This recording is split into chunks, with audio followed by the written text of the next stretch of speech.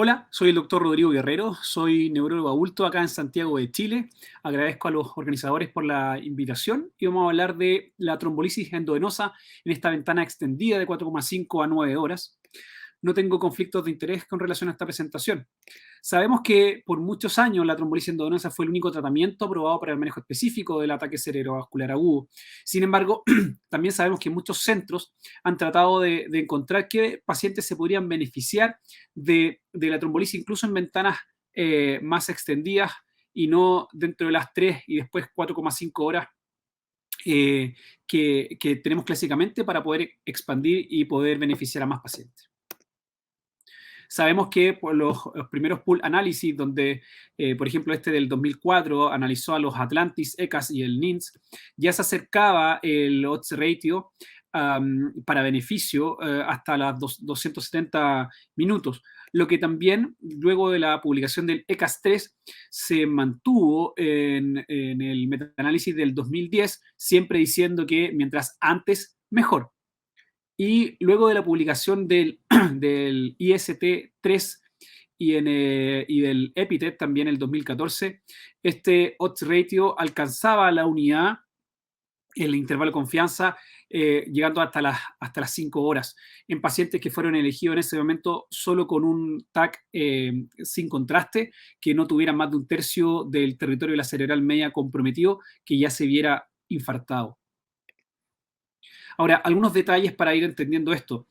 Por ejemplo, en el ECAS sabemos que usó una dosis un poquito más alta de la que estamos acostumbrados, usó 1,1 y en la ventana fue en menos de 6 horas. Pero tuvieron un 18% de desviaciones graves, sobre todo en falla en este reconocimiento del signo de infarto, que uno puede decir quizás actualmente con mejores neuroimágenes que sería raro, pero bueno, eso fue lo que pasó ahí. Hubieron varias violaciones graves de protocolo porque había pacientes con infarto ya establecidos de más de un tercio del territorio de la ACM. Y lo mismo también con el Atlantis, en que fue en paralelo al NINS, por lo tanto, primero iba a ser hasta 6 horas, después a menos de 5, por seguridad cambiaron de 3 a 5 después de los resultados del NINS, eh, y finalmente hubieron 579 enrolados en 3 a 5 horas. Ahí el outcome también es bien distinto a lo que conocemos actualmente. Era un outcome bien, querían demostrar bastante beneficio. El outcome primero fue NIH de 0 a 1 a 90 días y obviamente no se alcanzó. Ahora, volviendo a lo mismo, es importante, por lo tanto, las imágenes. Sabemos que la primera imagen en el ataque cerebrovascular es para descartar si hay hemorragia, ¿no es cierto? Y después ver si hay signos precoces de ataque cerebrovascular. Pero en la ventana extendida, o para poder tratar de extender esta ventana, teníamos que avanzar en los datos que nos entregan las imágenes. Es así como ya desde el 99, varios grupos, incluido el de Stanford con el doctor Albers, ya sabían o habían demostrado que los infartos en este momento, medido por resonancia, tenían distintos tipos de secuencia en relación a la secuencia de difusión y que el aumento de la difusión no era lineal, ¿ya? Y cómo predecir a dónde iba a llegar el tamaño del infarto, probablemente era con trastorno, el tamaño del trastorno de perfusión.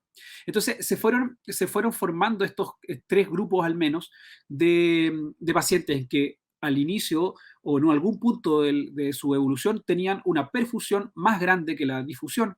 Y eso es lo que actualmente conocemos como mismatch perfusión-difusión. Había algunos pacientes que estas lesiones eran del mismo tamaño y esos son los que no tenían mismatch. Y pacientes también donde la perfusión era mucho menor que la lesión en difusión, lo que probablemente estaba relacionado en la mayoría de los casos a que había ocurrido una reperfusión. Y por otro lado, para entender esta presentación, ya desde el 2009, por ahí, varios grupos, incluido el del doctor Tomala en este trabajo y el doctor Aoki, se habían ido dando cuenta que si uno tomaba distintas resonancias en distintos tiempos de evolución de un paciente, la mayoría tenía un mismatch entre la difusión y el flare. Sabemos que la difusión se positiviza o se hace hiperintensa pocos minutos después de la isquemia, pero el flare se demoraba más, entre 4 y 6 horas. Entonces dijeron, ok, veamos cómo nos va para definir este mismatch, difusión positivo, flare negativo, cuántos de esos están menos de 4,5 horas. Y en este estudio, el pre-flare, la presencia del mismatch alcanzó una sensibilidad no muy buena, pero una especificidad bastante alta con un valor predictivo positivo de 83%. Y eso fue la base para uno de los estudios importantes que vamos a ver ahora. Vamos a los estudios. Entonces, el pre-flare fue la base del estudio Wake Up. El estudio Wake Up es un estudio multicéntrico, randomizado, doble ciego, controlado por placebo, un poco más de 500 pacientes con un ataque cerebrovascular de inicio desconocido, obviamente la mayoría del despertar, con más de 4,5 horas desde la última vez visto bien, pero con menos de 4,5 horas desde que se dieron cuenta de que el paciente tenía un déficit. Y usaron mismatch difusión FLAIR para ver cuáles de esos pacientes estaban dentro de esta ventana. Entonces, es importante decir aquí que el Wake Up Stroke no es un trabajo de ventana extendida. Al contrario, es tratar de encontrar a los pacientes donde no sabemos cuándo se inició, que están dentro de la ventana. El outcome primario fue el ranking de 0 a 1 y en general los síntomas se reconocieron a las 2,6 horas del despertar, con un NIH promedio no muy alto, 6, y un volumen de difusión bastante bajo, o sea, eran infartos chicos. Y aquí hubo un tercio de pacientes con vaso mayor tapado, eso es importante. En el outcome primario, que era ranking de 0 a 1, se alcanzó en 53% de los pacientes que fueron trombolizados y en un 41,8% de los pacientes que fueron que se les dio placebo, y eso fue estadísticamente significativo. Ahora, en el Wake Up hubieron numéricamente más muertes que en el grupo de alteplase que en el grupo placebo. Hubieron también más hemorragias y más sangrados mayores extracranianos, que hay que, ¿no es cierto?, siempre sopesarlo en nuestros pacientes que vemos para aplicar esto al paciente individual. Otro de los trabajos que son importantes en esta materia es el EPITET. Este es un trabajo también randomizado, controlado con placebo, pero es fase 2. Y la ventana que usó fue de 3 a 6 horas desde la última vez visto bien. Fueron 15 centros entre el 2001 y el 2007. Se los pongo las fechas de reclutamiento porque son importantes históricamente para saber en qué parte estábamos. Recuerden que los trabajos de trombectomía, la mayoría publicados en el 2015, habían estado reclutando desde el 2007. En estos pacientes se hizo primero un escáner para descartar la hemorragia y luego una resonancia para evaluar la difusión y la perfusión, ¿ya? Los pacientes fueron a trombolisis si el escáner descartaba la hemorragia y si tenía menos de un tercio del territorio del ACM comprometido. Fueron a resonancia, pero no se usó el resultado de la resonancia para ver si es que se trombolizaban o no. Y como es un fase 2, el outcome primario no fue clínico, sino que la hipótesis es que iba a haber una atenuación del crecimiento del infarto de los pacientes con mismatch difusión-perfusión entre los que se trombolizaban y los que no se trombolizaban. Se usaron parámetros de la resonancia para ver un mismatch general en que el cociente entre el volumen de perfusión y difusión fuera mayor a 1,2 y el volumen de perfusión menos el volumen de difusión fuera más de 10 ml. Y aquí la hipoperfusión, también hay un detallito, el Tmax fue de más de 2 segundos. Y había un mismatch maligno cuando la difusión eran core grandes, ¿no es cierto? Más de 100, y con perfusiones también más de 100 ml que tuvieron un Tmax sobre 8 segundos. Y el mismatch target era, ¿no es cierto?, el mismatch general menos los pacientes con mismatch malignos, o el volumen de mismatch maligno. Fueron pocos pacientes, un fase 2, lo habían hecho un poquito más alto que en el Wake Up, ¿no es cierto? Los volúmenes de difusión también un poquito más altos, y un tercio de los pacientes tenían un perfil maligno. El crecimiento del infarto fue significativamente menor en los pacientes con mismatch que recibieron alteplase versus placebo, y en este estudio no hubo diferencias en los outcomes clínicos. Sin embargo, el EPITET fue el que le dio la base, así como el PREFLARE al Wake Up, el EPITET le dio la base al estudio EXTEND. Perdón.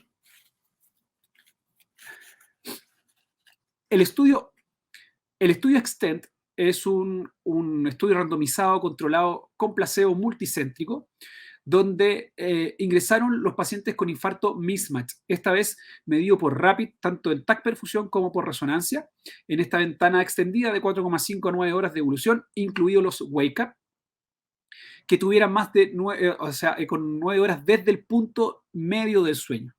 ¿Ya? El outcome primario también fue el ranking de 0 a 1 a 90 días, y el reclutamiento fue del 2010 al 2018, mucho trabajo de trombectomía entre medio, y fue detenido por los resultados del Wake Up. Y en esto, por lo tanto, no se alcanzaron todos los pacientes de la muestra que requerían, 225 pacientes, sin embargo, dio resultados importantes.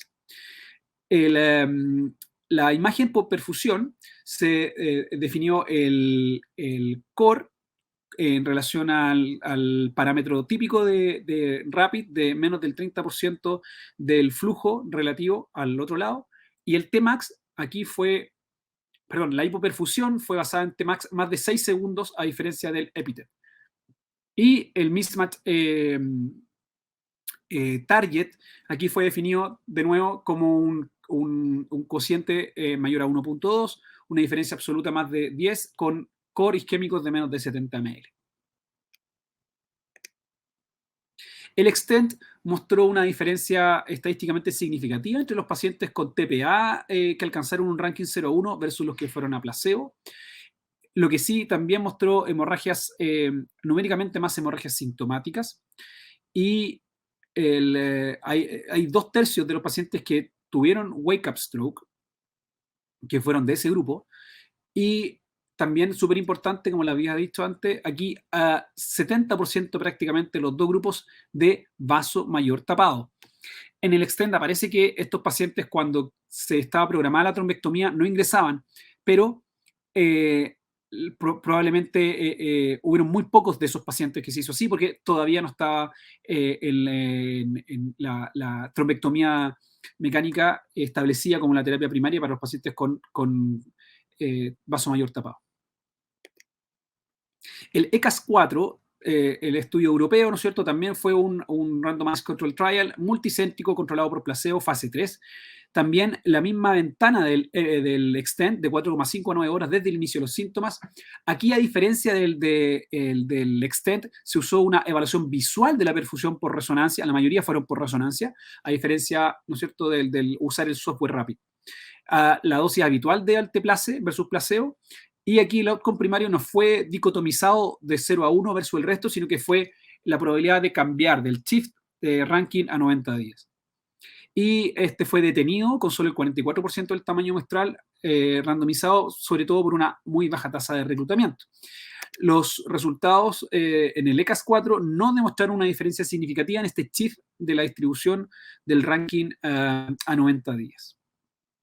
Con la publicación de esos estudios, se publicó en Lancet un primer metaanálisis, y si se fijan en este primer metaanálisis, lo que se usaron fueron los trabajos que habían usado perfusión, EXTEND, EPITET y ECAS. Y se demostró una diferencia estadísticamente significativa a favor del alteplase, aumentando la tasa de ranking de 0 a 1, 1.86 veces según el odds ratio. Ahora, en general, en este metaanálisis hubo un 5% de hemorragias sintomáticas en el grupo alteplase y menos de 1% en placebo, y eso también fue significativo. Y las muertes también hubieron numéricamente más en el grupo alteplase, pero eso no alcanzó significancia estadística. Cuando los autores del metaanálisis dividieron a los pacientes en quienes se había usado perfusión automatizada con software versus los que había sido visual, se pudo ver esta diferencia de que en los pacientes con perfusión automatizada le iba un poco mejor, ¿no es cierto? Y que los que no usaban perfusión automatizada incluso les iba peor en ranking de 0 a 1. Luego, el grupo del doctor Tomala, de los autores de Wake Up, hicieron otro metaanálisis ahora diciendo, ok, pero estos pacientes, tanto los Wake Up Stroke como con los que sabemos que tienen una ventana, que están en ventana extendida, son grupos bien parecidos. Entonces, hicieron un metaanálisis ahora juntando los trabajos, tanto los que usaron difusión FLAIR como mismatch, como los que usaron difusión perfusión o core perfusión. Y en este estudio, tanto un outcome favorable, que fue definido con ranking de 0 a 1, como mejoría funcional, shift, o como independencia funcional, que ranking de 0 a 2, alcanzaron significancia estadística en relación a los pacientes que fueron trombolizados, aumentando entonces el uso beneficioso del alteplase en este grupo de pacientes identificados por cualquiera de estas técnicas. Entonces, por ejemplo, si ahora actualmente tenemos un paciente como este, 74 años, 7 horas desde la última vez que lo vieron bien, con un NIH de 5, sin alteraciones significativas en su escáner de ingreso, sin un vaso mayor tapado, pero con perfusión alterada, este paciente hoy se beneficia de trombolisis. Ojo que dije vaso mayor abierto. ¿Qué dicen las guías?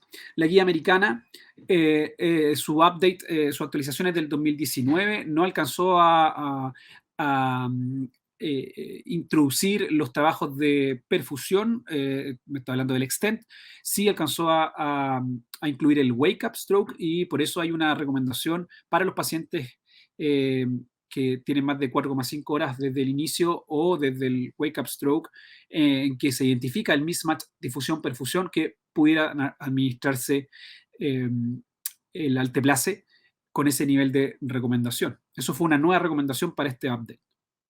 La guía de la ESO es de este año y sí incluyó todos estos trabajos, hicieron un análisis bastante bueno. Entonces, en ellos dicen que los pacientes que están de 4,5 a 9 horas y que tienen aquí un mismatch de core perfusión, o sea, como el extent, en quienes la trombectomía no está indicada o no está planeada, recomiendan trombolisis, como el paciente que yo mostré, con una baja calidad de evidencia y con porque acuérdense que fue un estudio randomizado, pero que no se alcanzó el tamaño muestral, pero con una fuerza de recomendación fuerte. Ahora, para los pacientes que tienen un wake-up stroke, un stroke del despertar, y que tienen un mismatch de difusión FLAIR también, en que la trombectomía mecánica no está indicada o que no está planificada, también recomiendan la trombolisis. Y los pacientes también que al despertar, midiendo que están dentro de 9 horas desde la mitad del trabajo, que sería la mitad de los pacientes del extent, también que no van a ir a trombectomía, pero que tienen mismatch, también recomiendan usar el alteplase. Ahora, ¿qué nos depara el futuro en este sentido? ¿Podemos tener trombolisis en ventanas tardías o de inicio incierto sin una neuroimagen avanzada? Probablemente el estudio TWIST nos va a ayudar harto. El estudio TWIST es para los ataques cerebrovasculares del despertar, que tienen menos de 4,5 horas de evolución desde el despertar, con debilidad de extremidad y un NIH más de 3 o afasia, pero solo con un TAC sin contraste, con o sin angioTAC, con o sin perfusión. Ellos dicen que es un estudio bien pragmático y aquí, como en muchos de los estudios que se vienen de trombolisis, se va a usar tenecteplase en la dosis de 0,25. Estos pacientes no van a ir a neuroimágenes avanzadas. El equipo lo puede hacer, pero no tiene que tomar la decisión en relación a eso. Obviamente, se mantiene que el TAC sin contraste no tiene que mostrar un infarto constituido de más de un tercio de la cerebral media. Ahora, ¿podríamos también usar trombolisis en ventana tardía o de inicio cierto sin neuroimagen avanzada cuando hay oclusión de un gran vaso, como adyuvante quizás? Eso se pudiera ver, por ejemplo, en el TEMPO 2. En el TEMPO 2 la ventana va a ser hasta 12 horas, pero van a ser stroke menores, definido en este trabajo como un NIH de menos de 6, pero que tienen un vaso mayor tapado. Y aquí lo que se va a controlar va a ser tenecteplase versus antiplaquetarios. Estos pacientes van a ser evaluados con el TAC multifásico, lo que usan en Calgary, y también hay algunos criterios ahí de cómo tiene que estar esa arteria. Pero no son neuroimágenes avanzadas. Y también vamos a tener el timeless, ¿no es cierto?, para evaluar la perfusión en pacientes, perdón, la reperfusión en este caso con tenecteplase en pacientes que están de 4,5 a 24 horas. El doctor Albers lo presenta como un matrimonio entre el extent y el diffuse. Yo aquí lo represento como una fusión. Esta va a ser basado en mismatch por TAC perfusión o resonancia, el RAPID, y usando tenecteplase versus placebo más la trombectomía. En conclusión, entonces, la trombolisis endovenosa impresiona efectiva y segura en la ventana extendida, actualmente, sobre todo cuando se basa en neuroimágenes avanzadas. Tal como está ocurriendo con la trombectomía, es probable que veamos una simplificación en la evaluación de los pacientes previo a su administración, como hemos visto recientemente con la publicación del estudio CLEAR, y recordar siempre que la mayoría de los estudios en que basamos las recomendaciones fueron realizados en paralelo a los trials de trombectomía. Entonces, debemos seguir mirando el TAC sin contraste y el angioTAC o la angioresonancia o el TOF, porque muchos pacientes van a tener que entrar en el carril de la trombectomía. Si el paciente tiene un mismatch y está con el vaso tapado, ese es lo que tenemos que luchar por ir a abrirlo. Ahora, ¿será el tenecteplase el mejor trombolítico en estos casos? Quizás Timeless nos va a decir eso, o el Resilient Extend.